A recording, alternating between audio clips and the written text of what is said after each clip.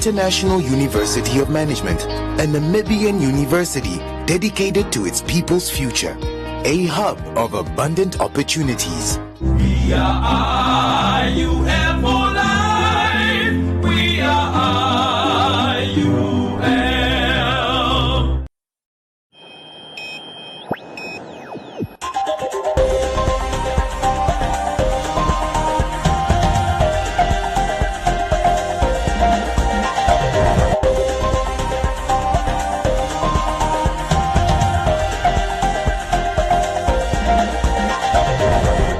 Good evening and welcome to Today on One. I'm Isai Sipunga.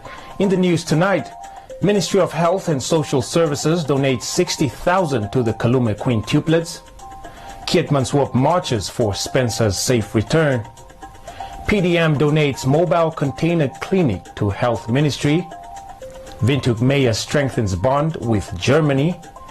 And Roundup, Comments Corner, Business on One, Sports and Weather.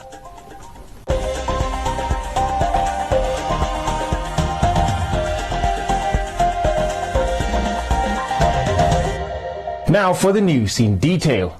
More gifts and well wishes seems to be pouring in on the Kalume family and their quintuplets. The SWAPO Party's Secretary General yesterday donated cash and other items worth over 12,000 Namibia dollars. The Health Ministry today pledged a year's supply of disposable diapers, formula milk, blankets, as well as cribs valued at 60,000 Namibia dollars. The Health Ministry and the Commerce Regional Council are currently discussing the possibility of decent accommodation for the Kalume family once the mother and her babies are discharged from the hospital. Minister Kalumbi Shangula made this announcement earlier today at the Windhoek Central Hospital's maternity ward. The Ministry's contribution to the family will be as follows. The individual member of the Ministry of Health and Social Services are mobilizing funds to target 10,000 mark. This money will be deposited in the Lytham Foundation account to be used when required. We shall continue fundraising through NGOs. The Ministry will provide free medical care to the mother and babies until they attain self-sufficiency. The Ministry shall provide free psychosocial support services by social workers to the family, house visits by community health workers, as well as nursing outreach services. Quintuplets are said to be very rare, with only 10 reported sets of 5 or more babies in 2018, according to the Center for Disease Control. Hilia Kalume is the first Namibian and one of a few in Africa. Dr. Ferit Zam, representing the Windhoek Central Hospital staff, expressed his gratitude to the team that successfully delivered the 2 girls and 3 boys. I want to take this opportunity to appreciate the work done by the nursing staff, the medical staff, and everybody else who took part in making sure the care was up to scratch. And I want to say that the work is not finished. We have to make sure these little ones are very delicate. There's a lot of work to be done as yet. Let us make sure the work is done properly.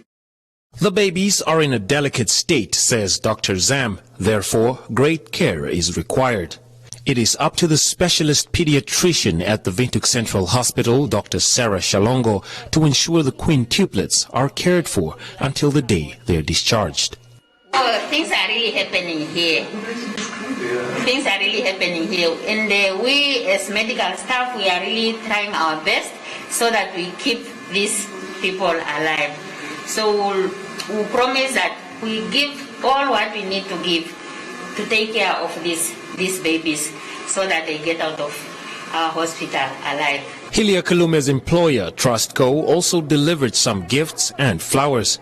They're said to be having consultative meetings with the Ministry of Health and Social Services for Hilia to get a comprehensive maternity benefits package. As a Trustconian, there is a long-term support plan in place for you and your family. And it's very, very important for the public to know we as Trasconians, we take care of our own. That is very, very important. That is part and parcel of who we are.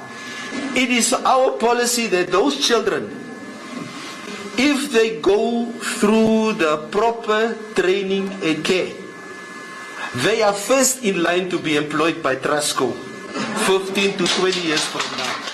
Despite the presence of COVID-19 in the country, according to Minister Shangula, the Health Ministry continues to provide health services within its mandate. He says the continuous services pillar of the national COVID-19 response and preparedness is making tremendous strides in ensuring that normal activities as well as programs are ongoing. Hopes are still high for the safe return of 4-year-old Spencer Mandela Nakale as another peaceful march took place in Keetmanshoop in hopes to get authorities to find him. Mandela went missing last year on 28 December and is yet to be found. Selma Tapopi has this report. We want Spencer! We want Spencer home! Bring Spencer home! We want justice! We want justice! Mother to the 4-year-old Julian Dafialako says she has still not accepted that her son is missing and hopes that the peaceful marches will drive the conversation on Spencer's disappearance and prompt authorities to continue searching for her son. I'm past the anger stage. I'm devastated.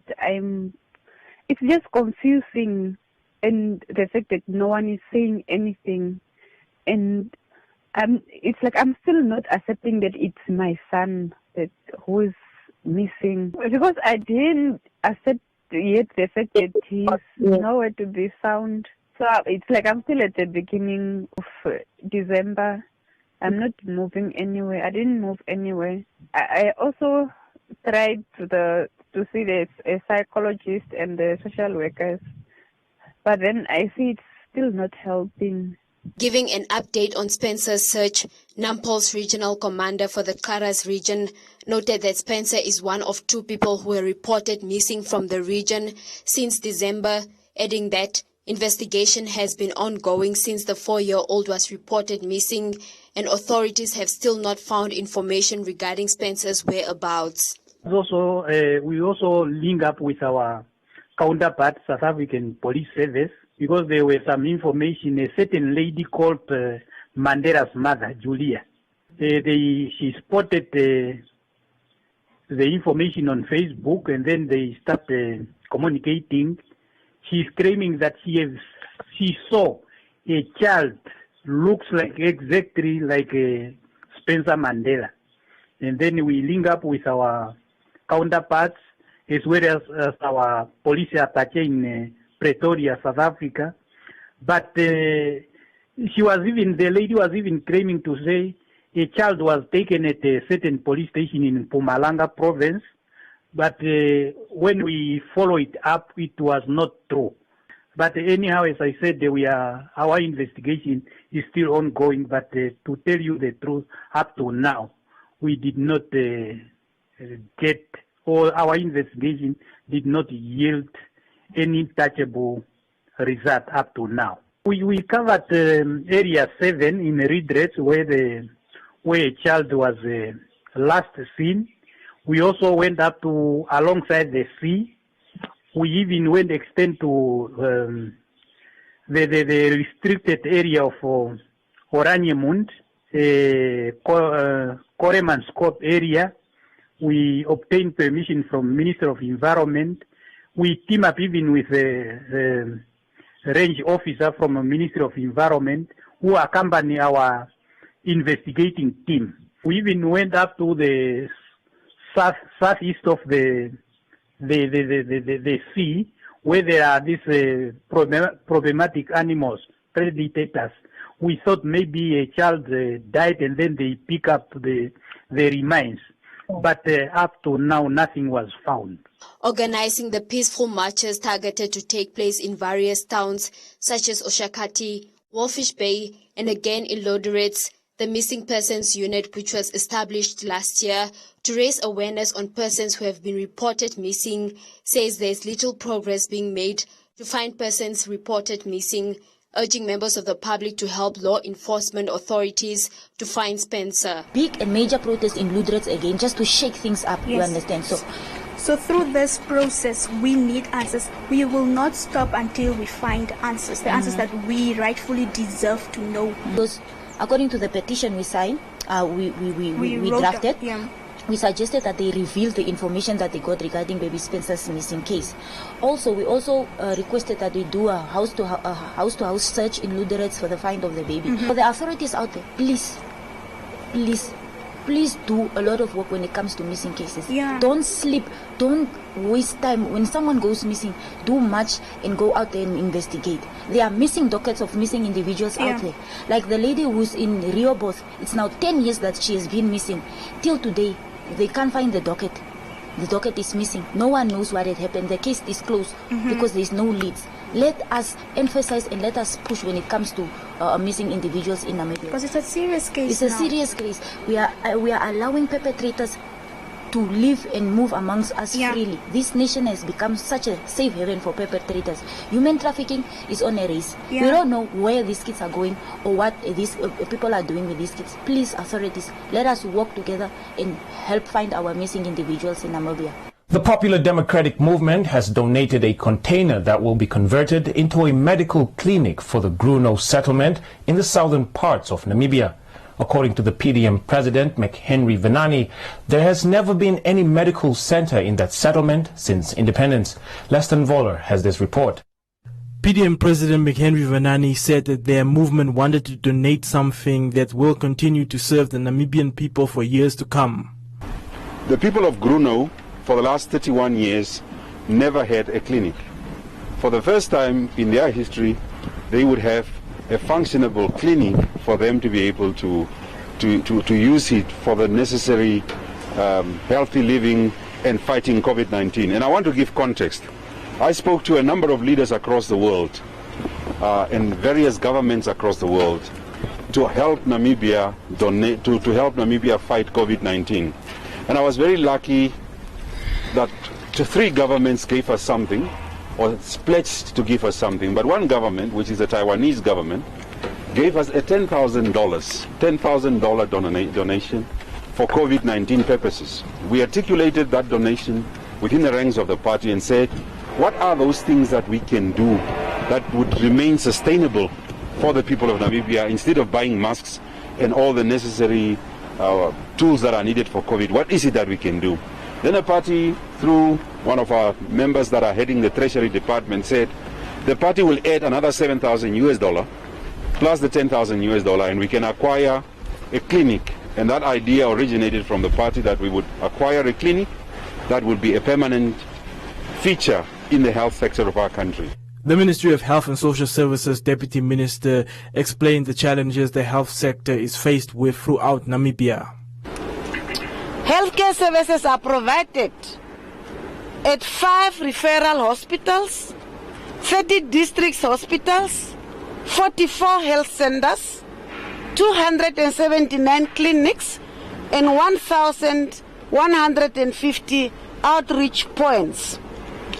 Due to the vastness of the country, the sparse distribution of the population, and the existing need for more permanent health facilities in communities, outreach services are provided for those communities. The outreach services are conducted by multidisciplinary teams with the main focus on primary healthcare interventions such as immunizations, maternal and child health, communicable and non-communicable diseases, as well as screening of other illnesses. The intention is for the ministry to provide outreach services at the outreach points every fortnight. This service provision has, however, been hampered at some outreach points due to health system challenges such as the availability of transport, human resources, and emergence of disasters. The medical clinic in Gruno will cost the official opposition party about 300,000 Namibian dollars, and Vanani has promised to continue providing basic needs to disadvantaged communities. With the city of Windhoek on a mission to get rid of informal settlements amongst other challenges in the capital, the Windhoek mayor and German ambassador are collaborating to build a relationship in hopes of transforming Windhoek into a smart city. This report from Hendrina Canyolo. Job Amupanda, the city of Windhoek mayor, received a courtesy visit from the German ambassador where they discussed future plans on possibly working together and help navigate the city in its plans to solve the housing issue and challenges the city faces. First, it was to establish that contact, and then having established the contact, you set the framework on how we could cooperate. You see, His Excellency is talking about the greater framework of development cooperation, because that's a framework that guides their intervention in the country. And we were also talking about various areas such as research, employment creation, and also the informal settlements. But we are still just talking about that as a framework, to say if whatever the intervention will be in the informal settlement, whatever intervention will be in research, whatever intervention will be in sport and recreational activities, would then be thrashed out. We were even just talking about subsequent meetings, working meetings, where we will get the actual colleagues on from the embassy side and also from our side to thrash out whatever the framework it is now. But we needed to take a first step going forward. Herbert Beck said Germany's capital city has its own acts and elections which help with the development of the city. He said Germany would be delighted to cooperate and work with the city of Windhoek in helping it develop. The main activity in terms of development cooperation takes place between the governments, and that is a well-established process, and it's also clear that the interests of the cities and of the rural population are reflected in the policies and in the proposals from Namibia. However, Germany is a federal state, which means we have 16 states which have their own partly tax regimes, they have their own parliamentary setup, they have their own elections, they have, so to speak, also, let's say, freedoms to act in a way also independently of the federal government, and therefore it's also one way also, and I think Bremen, for example, is one of those states which can act to a certain extent, of course, depending on how much money they can spend, but they are at liberty also to say we want to do this project with Windhoek, for example, and as long as the government of Namibia is not intervening or is not forbidding it, they can proceed to cooperate with Windhoek, and therefore it is also, I think, a process also to inform His Worship also about the setup of Germany also, and to see what potential cooperation fields and also actors in Germany exist, which then could be helpful for getting his policies implemented. Ampanda said that Windhoek City has a long way to go before developing into a smart city, but they are working hard to put structures and formats in place to achieve their goals.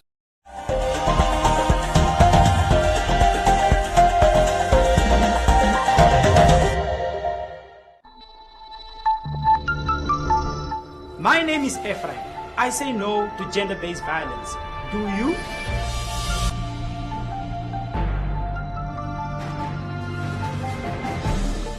New Nivea Black and White Deo protects me and my favorite outfit. That's why I feel confident and free. With 5 times Deo Action formula, I stay fresh and protected for 48 hours, and my clothes stay stain-free. Try SA's #1 anti-stain Deo.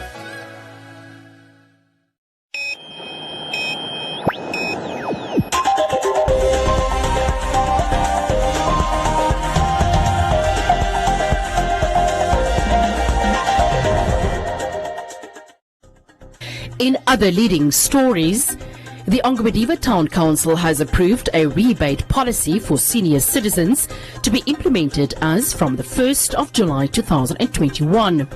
The rebate policy applies to residents of GOtv who attain the age of 60, owning properties in town, or receive municipal bills from the GOtv Town Council.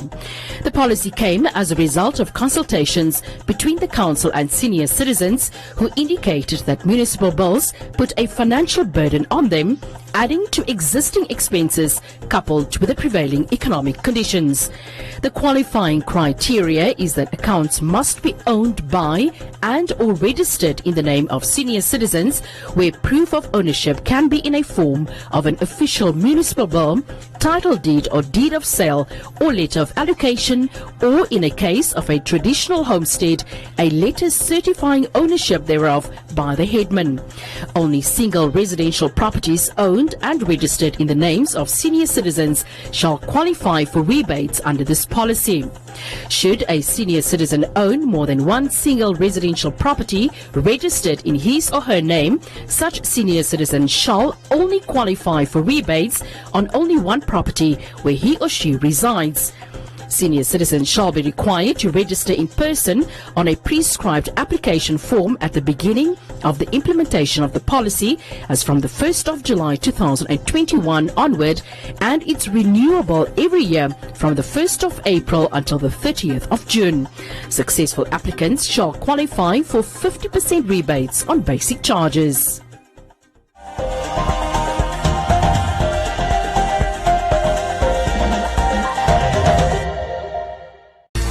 Any price with Game Store's unbeatable deals. Deals valid until 26 May. T's and C's apply. You've got game and game's got you.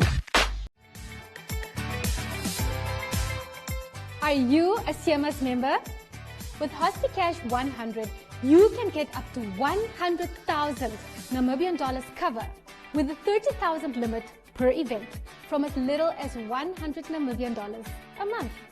We understand that being in hospital can be stressful.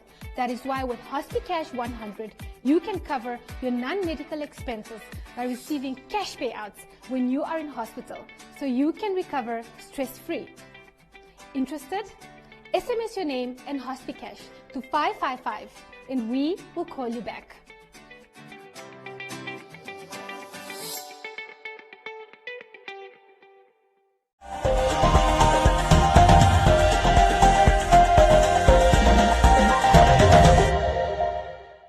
Joseph Shifeni is standing by for today's Business on One and economic indicators.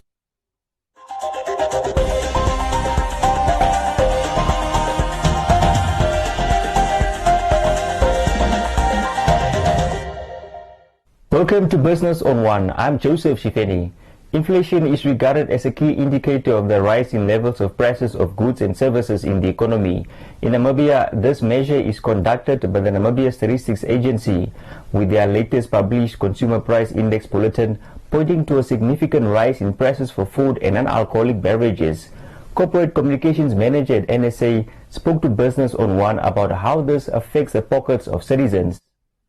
Inflation rose from 1.6% in April last year to 3.9% last month.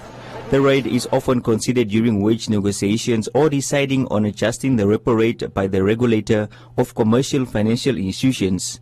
Ipumbu Sakaria from the Namibia Statistics Agency says whether high or low, the impact is felt by most households. It's a significant indicator because we always want to understand how are the prices, how are the goods and services? What is the prices of the goods and services? Do they go up? Do they go down? What is the averages of them? So it's an important indicator, economic indicator. We always want your inflation to be not too high. You want it to be low. If it's too high, of course, it can trigger a lot of effects that also have monetary policy implications. So inflation indeed is an important indicator, and yes, we collect it consistently. It's collected on a daily basis, and we produce it or release it once a month. Yes. Zakaria could not attribute the rise in inflation to the current crisis facing the country, but said that it is indicative of consumers having to fork out more money for the goods and services. If you have 1.6 and 3.9, it just shows you that certain goods and services became more expensive. Like I said at the beginning, the two dominant ones that were indicated were transport, but first food. So essentially food became much more expensive, especially meat, fruits, oils and fats. And that just shot up that segment or that category of inflation or category of analysis, and it actually just shows you that prices went up. What you maybe used to pay for last year, let's say especially meat or whatever, if you compare it to now, it's a good 15% more expensive. It's quite significant, and it would be good to understand and to know what's happening. The monetary policy announced every 2 months by the Bank of Namibia is always inclusive of inflation levels. At a recent engagement, the central bank governor said that the rate remains low and well maintained. Inflation is well contained and will be low for longer, whilst our financial system is stable and sound. However, going forward, we have our job cut out to stimulate growth and stabilize the economy through inclusive and sustainable growth. The NSA urged Namibians to make use of the data collected and availed on their platforms such as the mobile app to make informed decisions.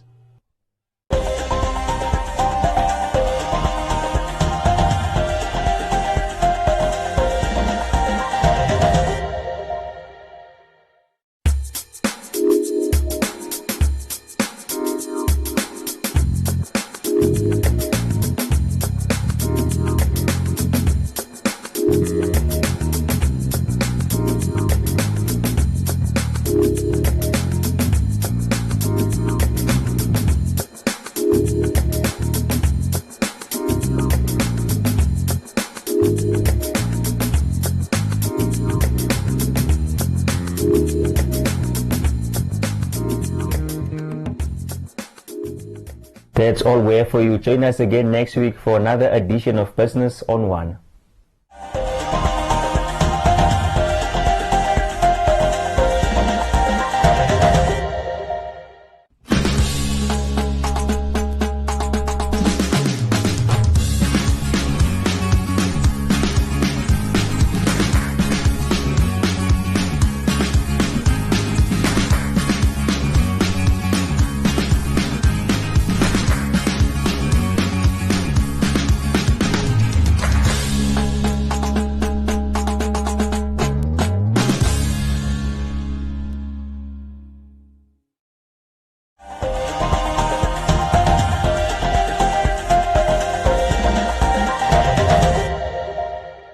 Now a look at Comments Corner, your daily dose of comments from the hottest social media pages.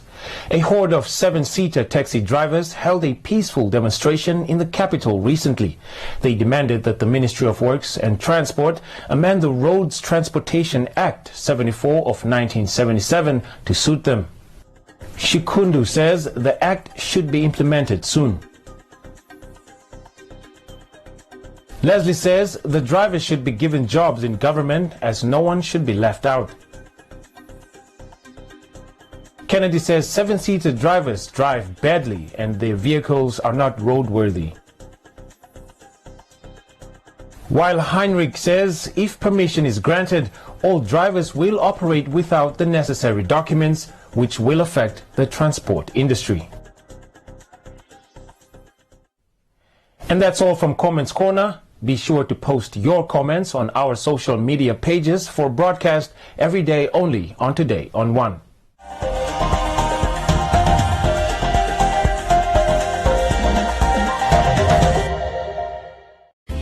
Winter is here. Let's warm you up by giving you a chance to win one of 12 gas heaters and accessories or a grand prize of 50,000 Namibian dollars.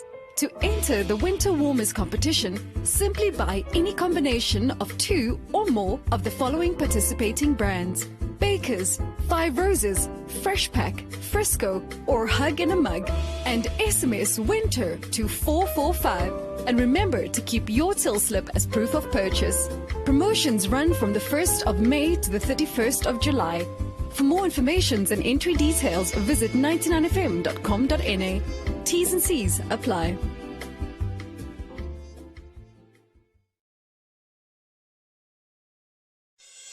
It's Spar Rewards winner car time, and you could be turning your shopping into one of 50 limited edition Hyundai Grandite Hands.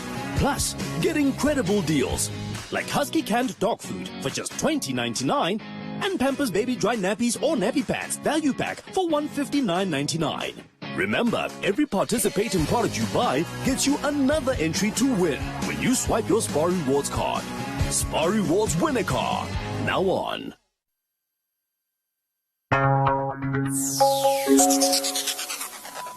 Hey, what's new? This is What's New, the show packed full of news and stories just for you from BBC Africa. Want to see more? Here we go.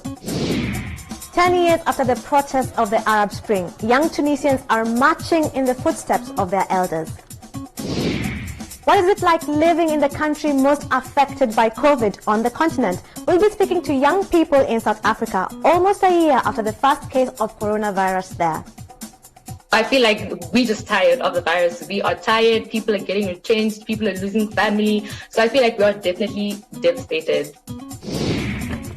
Dancing themselves to a better future. You'll meet the young people from Bariga beating the odds with theatre.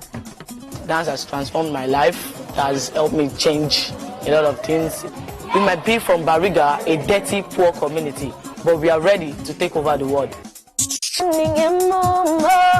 Music made in Eswatini, while Symphony strikes the right notes and award-winning musicians. We meet the country's youngest designer making traditional regalia. I like making people happy because when they're going, they look beautiful and I'm like, yeah, that's my hands work. Why did Eswatini change its name from Swaziland? Well, we hear from the people and we meet a prince. Beat any price with Game Store's unbeatable deals. Deals valid until 26 May. T's and C's apply. You've got game and game's got you.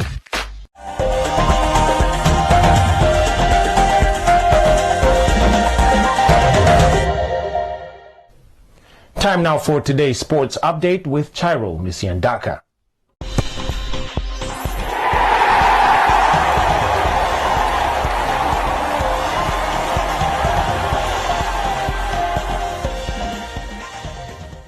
Welcome to Sports on One. I'm Chiro Misiandaka. Started this year, the Windhoek Pro Sports Center Performance Academy is a performance and recovery center which offers athletes several performance-enhancing services, such as strength and conditioning sessions, rehabilitation and recovery sessions. Castro Olumbu has more on this story. Showing signs at an early age of having a successful professional football career, founder and owner of Windhoek Pro Sport Performance Academy, Garen Smith's dream was shattered when he was advised to stop playing football after suffering crucial ACL injuries. In an exclusive with Today on One Sports Desk, Smith mentioned that his vision to start the Performance Academy started when he enrolled as a sports science student. Most people know that I've had serious knee injuries, had quite a few surgeries. And then during that whole phase, I started studying sports science, and that's where my love for sports science and actually what happens behind the scenes of athletes and performances of teams, that's where I fell in love with it. So then I wanted to bring something back home because I was in South Africa for 6 years, and I just decided, okay, let me come back home and see if I can actually start the sports academy. I only started at the beginning of the year, but the process of putting everything on paper, a business plan, started actually a few years ago, if I can remember, 2017. It's where I put everything down on the paper and started planning and what I wanted to do. And then, yeah, this I actually wanted to start last year already, but unfortunately we're still going through a pandemic. Things are looking good. It's a sports academy. So what we do there is we have biokinetics. So biokinetics is, what biokinetics stands for is basically life through movement. So actually where people are looking to come through for personal goals, weight loss goals. A lot of athletes are coming to increase their performances, so we're working on their strength and conditioning. And then I also have now the whole sports science section, the sports science unit, which is for teams. So for example, monitoring them, video analysis, monitoring their performances, helping them with their pre-seasons. So if I can put it into three, it's the biokinetics, strength and conditioning for athletes and individuals, and then of course the team performances. Smith also explained the importance of having such an academy in the country, adding that the country is blessed with a lot of talent, thus this type of academy is necessary. I think it's very important. I think the country as a whole is struggling to actually have a setup where there's a they normally call it high performance center. We are still very behind all the other countries. Namibia has so much talent in this country. We have really so much talent, and if we can just focus on those talent and development and monitor those athletes and offer such services as making sure that they're strong enough, making sure they're powerful enough, making sure that they're also recovering properly, we can start competing with the world basically. We just need to focus now on our athletes, investing in them, making sure they're going through high performance programs so that they can actually reach their full potential, and that's the only thing keeping them back. I feel they do train every day, but I feel we need to add that strength and conditioning side, the performance side, nutrition side, just so that they can develop as a whole athlete, and then from there I think the sky is the limit for them. Smith said that footballers are currently most of his clients, but he's inviting more athletes and sport coaches to join him at the center. That's all we have for you today. Join us again tomorrow for Sports on One, and don't forget to follow us on our social media pages. Back to you, Isai. Thank you, Tyro, for that update. Time now for the weather forecast.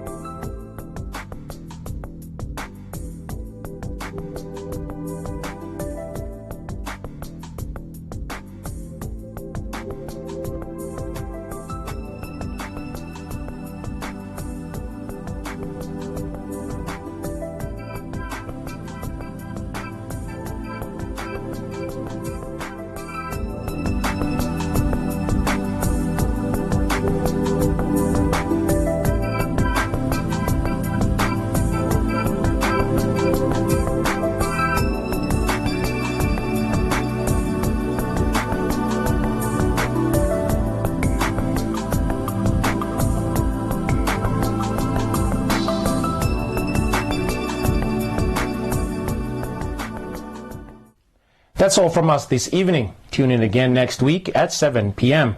Don't forget to follow us on our social media pages. From me, Isai Sipunga, and the rest of the team, it's good night.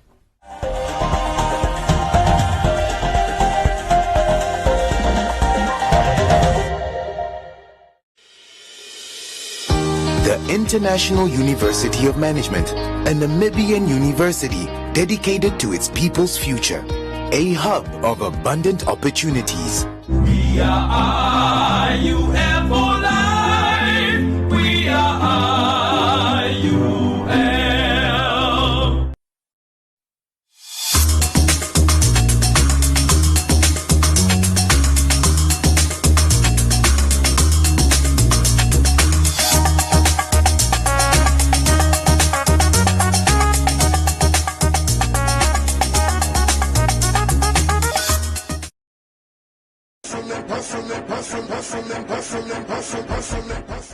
Where I met a lot of people that influenced my life very greatly. Yeah. And from there, it was Constantia. For those who ever know about Constantia, from Constantia I went to Completum, and then I matriculated in Caribbean Private School. Aware that, okay, this is not normal. I know we dress and everyone dress for comfort. They would dress for their own personal reasons. Yeah. But it was always something that I was very skeptical about. And I was also like, why are you doing the way, dressed the way you were dressing, or why did you decide on this? I just like to see what's going on around me, and I like to be influenced, Yeah. I try to avoid being on the internet too much, the Pinterest, the Instagram, whatever, because I feel like that takes away from, I mean, as much as originality is dead, there's space for it. You can be original. Get pretty consumed. When I work, whatever I do, I get so consumed, I don't think I can focus on anything else. In a time of uncertainty, false news, and fear, learn on. While the world scrambles to make new sense, while the experts turn around in circles, trying to find their way back to tomorrow. Learn on. When classrooms become empty cathedrals and the trees start to bear answers, learn on. Learn on until every parent is a teacher and every teacher is a mentor. Learn on until you cross the boundaries of your mind, until you grow eyes and sprout wings. My friend, learn on. On sidewalks, on the floor, at the neighbors, in the market, in hallways, in churches, under trees, at kitchen tables, in riverbeds. Learning doesn't only happen between four walls. Learning happens in the small space of your enormous, beautiful mind. Start where you are. Use what you have. Learn on one. Invite learning in.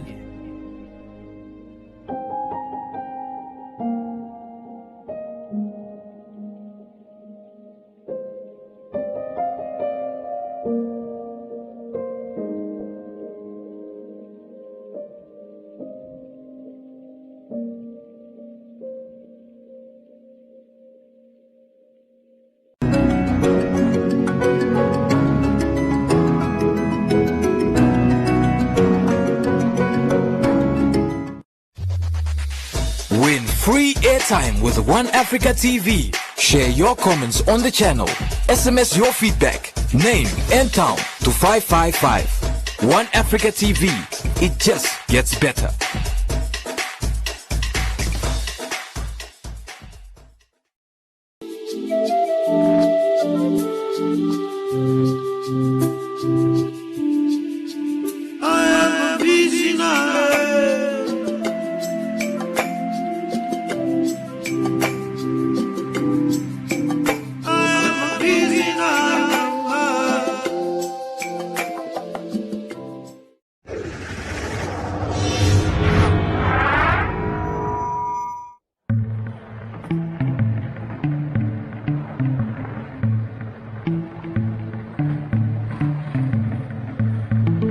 I like rhinos.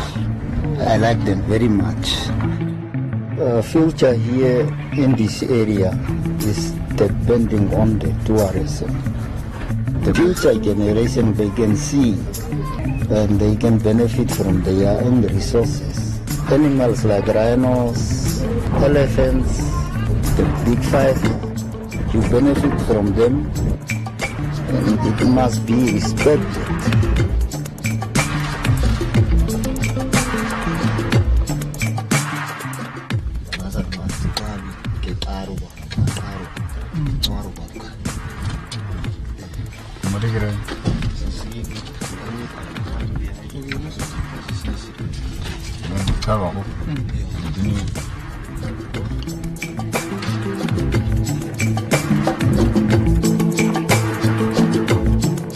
You are not feeding the rhinos, you are not giving them order, so it's a free business.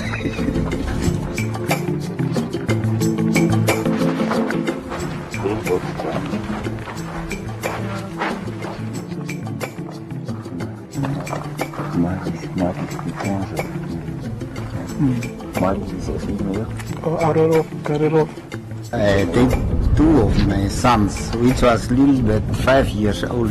They were young guys. So they asked me questions. Why are we here? Why are we sleeping here? I told them this is our resources and this is our future.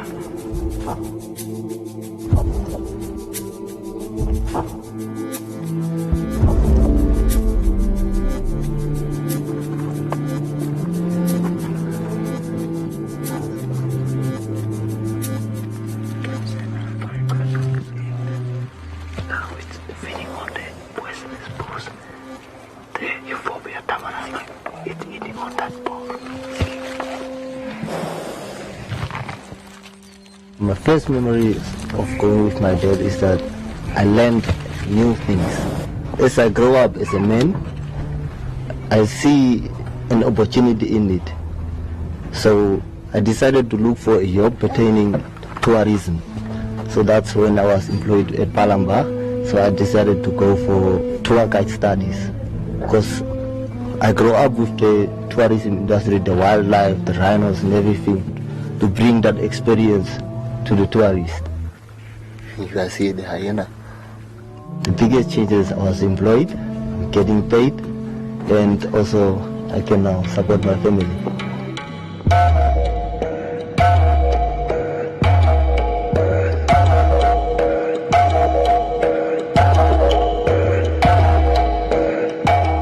It's a cultural thing. It's coming a long way. Even if you go to area like Tweefontein, area was a lot of paintings. You will see rhino engravings on the rocks. That is an indication that the interaction between human, especially the local communities, and wildlife is dating back. That intimacy relationship is coming for a long time. We are right here now at Palamba, and Palamba is one of the big lodges in the heart of the desert. And as you can see there is Jumbo standing behind me, which shows it's really a tourist area. We do have elephants, lions, but as you can see, the desert is the heart of the rhinos.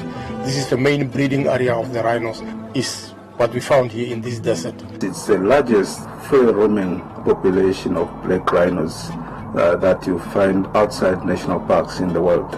It's a population that communities in the northwest have taken responsibility themselves in managing this population with the structures that government has put in place, more specifically the establishment of conservancies. These people, before independence, they took it upon themselves and decided that wildlife is our heritage, and through history we've been living with wildlife.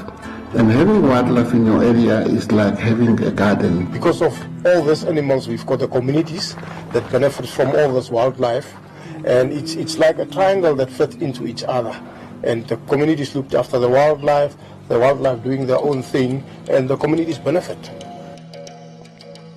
So already there were this intergenerational relationship between mankind and wildlife, and that bond is what our people actually wanted to see it continuing. Very few countries have the wildlife that Namibia has. What is also important is the policies that Namibia has put in place, which also involves communities to be engaged in the management of the wildlife species and also to benefit from the wildlife resources. Turn conservation into a rural economy, turn conservation into endless opportunities that would actually cater for those young people that have nothing else to do. If it was not for rhino economy and tourism in this area, it was really difficult for young people to get or find a job. We are conservation engineers. We make conservation work in an unfenced area, and through that, we want to turn the wildlife into the rural economy that will benefit the rural communities. So we can see now wildlife is doing very well, the lodges are doing well, and the community is also benefiting. So it takes all three together. Devastating hit over coronavirus fears. Airline industry is facing its biggest threat to travel since 9/11. Since March, when COVID-19 hit Namibia, things actually become very difficult. In the first place, all the lodges closed down because of COVID-19. With us, say the Rhino Trust, we had some donors cutting on their funding. And then we had, in the same time, a poaching case of 2 rhinos that was poached. We had less boots on the ground, and poachers could actually see. Now it's our chance to go in and do something. So COVID-19 was tough on all of us. Ginger Morning, who is one of our trustees, actually came up with the idea of, why don't we ask you to go to buy some gold for us and make gold bars? and then we sell them for rhino conservation. I was fortunate enough to have a chance to have lunch with Clive Johnson, the CEO of B2 Gold in Vancouver, Canada. And I looked at Clive and I said, you know, we've got rhinos, you've got gold, let's do something. Let's create a coin or a medallion or a bar using your resource to create a sustainable source of funding for rhino conservation for the future. There was it. The gold was bought, the bars was made, and I think it was January, 31st of January that we launched the bars in Windhoek. And suddenly one morning I had an email from my office, from my finance person saying, these people don't have salaries. So I said, oh, what now? So I picked up my phone and I phoned Mark Door. I said, Mark, I've got this problem. He said, but when we've got a fund already ready for you, you just have to apply, put a proposal in. 1,000 ounces of gold can make an enormous difference to the livelihoods of the communities that live up there. We are, in essence, providing income and providing a livelihood to the communities. In the absence of tourism, especially now with COVID-19, even prior to that, when we had such a bad drought, the communities became even more dependent on the natural economy. The idea is to make this a fund that will last for the next 25, 30 years, or even longer. And a portion of that will be distributed immediately as needed. And in this case, the COVID-19 crisis necessitated us to distribute funds to pay salaries to help people in the field. The proceeds of the sales from the gold bars will be going towards responsible NGOs. And we've identified Save the Rhino Trust as the key NGO. And IRDNC, one of the first organizations that was in the Northwest, integrated rural development and nature conservation, so that ultimately the funds go to the communities and various aspects of their war on poaching. To be able to support those hardworking men and women that are always in the front line between the poachers and the rhinos. If it was not for B2 Gold and the golden bars, I think by now we should have been in big trouble. By extracting the gold, you reinvest it in other renewable resources. The gold that's coming out from the ground is actually protecting the wildlife that's walking on the ground, which is a very good symbol for the others. I wish this was my bar. This is the 500 gram gold bar. So you'll see on this side you've got the Etindeka Mountains and you've got the mother rhino with her calf. And then on the reverse side, we've got the serial number, you've got the Rand refinery stamp, which is very important. Anywhere in the world, people will recognize the stamp and they will know that this bar contains 99.99% gold. It is gorgeous. We wanted to make a biggest contribution.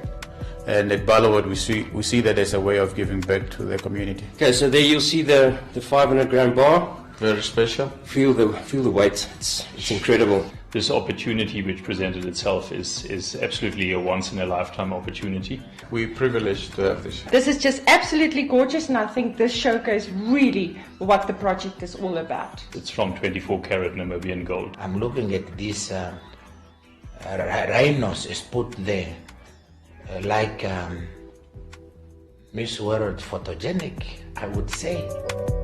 There are only 1,000 of these gold bars, rhino gold bars, in circulation. As far as I'm aware, it's the largest single donation of any corporate to the conservation of biodiversity anywhere in Africa. Therefore, we so much appreciate and would want to continue as a government to work with B2 Gold.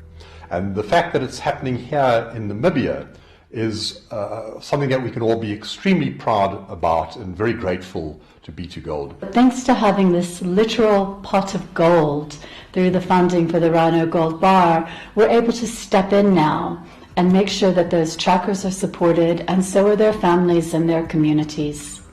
We make sure that people sustain their jobs going forward, and who doesn't want gold?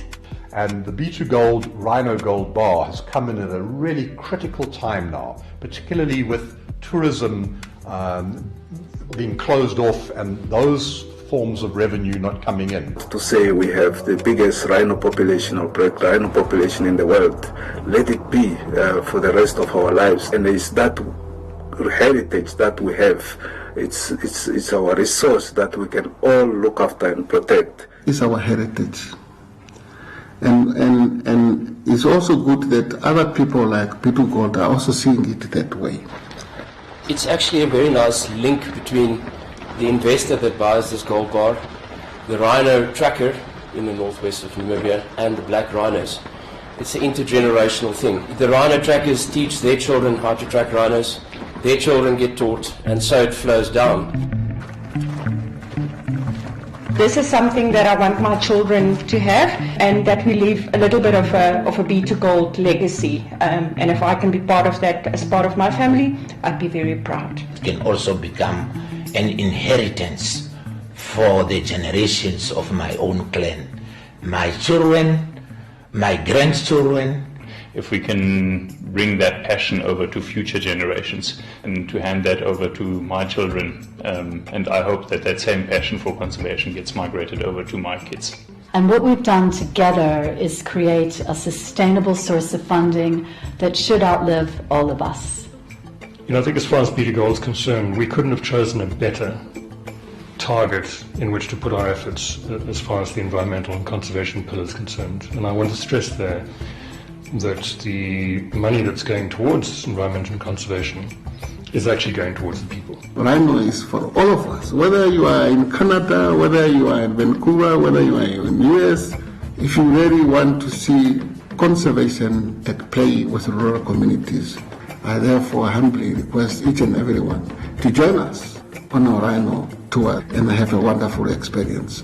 This is what keeps rhinos on this planet. I've done rhino trekking experience. It was just amazing walking in that landscape of the Kunene. And as we followed them, we could now find rhinos with the calf. We got the closest distance we could.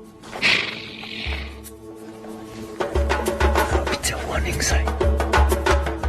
And it was just amazing and lovely, something to experience that Namibia can offer.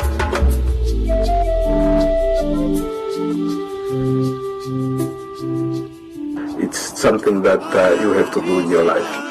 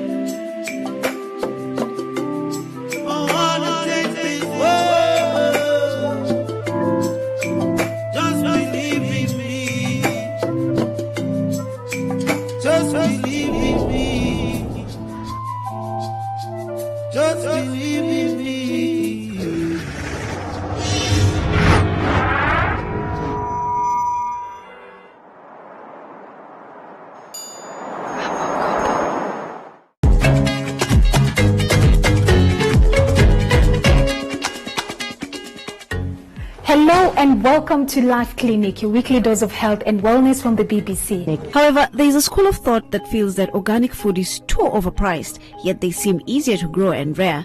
But what do experts make of this? You are paying for quality, you are paying for safety, you are paying for your health. Because the other alternative is consuming conventional foods that contain contaminants. For those who choose to shave, let's say using clippers or a razor, use those that are specifically made for the genital area. So they're very different from the ones for the face or for the rest of the body, because in terms of shape and the angle, it sort of helps it so that you don't cut yourself in the process. Should I be concerned about getting a prostate check? We as healthcare providers are first and foremost concerned about the prostate because it's one of the contributors of a silent disease. Silent disease meaning prostate cancer. Prostate cancer is one of the main killers, not only locally, but globally. So everybody experiences anxiety. You have a job interview, you have a presentation you're going to make, so everybody goes through some kind of anxiety. What differentiates this normal day-to-day anxiety to now this is a disorder is that you experience these symptoms for a long time.